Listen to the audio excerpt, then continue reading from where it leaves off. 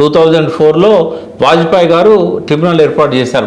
2010లో ఇచ్చారు. 2004లో first tribunal ఏర్పడదు బ్రజేష్ కుమార్ ట్రిబ్యునల్. 2004 వాజ్పేయి గారు దిగిపోయే ముందు ఫిబ్రవరి నెలలో ఎప్పుడో ఇచ్చాడు, ఫిబ్రవరి 14 ఏదో డేట్ లో. మరి అప్పటి నుంచి ఇప్పటిదాకా ఈ బ్రిజేష్ కుమార్ ట్రిబ్యునల్ ఏం చేస్తుంది? కాలయాపన చేస్తూ ఉన్నది. ఇప్పుడు కొత్తగా వచ్చింది వాళ్ళ వాటా తెలుసాలని. ఈ 14 ఏళ్ళు కూడా ఈ ప్రాజెక్టుల మీద వాళ్ళు ఏం నిర్ణయం తీసుకోలేదు. ఈ రెండు రాష్ట్రాల ట్రిబ్యునల్ కు రిఫర్ చేస్తున్నది బ్రిజేష్ కేనా లేకపోతే కొత్త ట్రిబ్యునల్? బ్రిజేష్ కే చేశారు, మళ్ళీ దానికే చేశారు. ఇప్పటికే అది 20 ఏళ్ళ నుంచి ఉన్నది. ఇది ఇక నిర్ణయం తీసుకోవడానికి ఇంకెన్నేళ్ళు పడుతుందో. వాళ్ళకి ఎందుకు ఉంటుంది ఆ చిత్తశుద్ధి?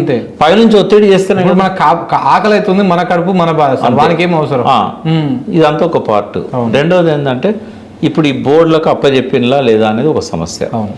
ఇప్పుడు బోర్డు పరిధిలో మొత్తం ఎన్ని ఉన్నాయి సార్? అంటే కృష్ణా నుంచి ఆ జూరాల కా నుంచి మొదలు పెడితే ఇక్కడ లాస్ట్ దాకా వాళ్ళు గెజెట్ ప్రకారం అన్నీ ఉన్నాయి వాళ్ళ చేతిలో.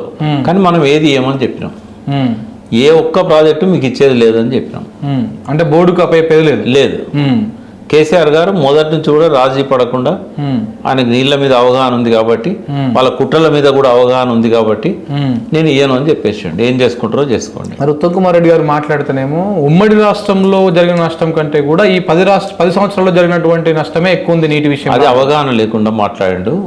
వ్యక్తిగతంగా ఆయన అంటే నా గౌరవం, మంచి స్నేహితుడు, బట్ అట్లా మాట్లాడుకుంటూ ఉండాల్సింది. ఎందుకంటే ఇప్పుడు కాంగ్రెస్ చేసిన లోపాలన్నింటినీ కప్పిపుచ్చుకోవడానికి ఆయన మాట అన్నాడు. అమాయకంగా ఏమనలేదు. ఆయన అవగాహన లేకపోవచ్చు నీళ్ల మీద.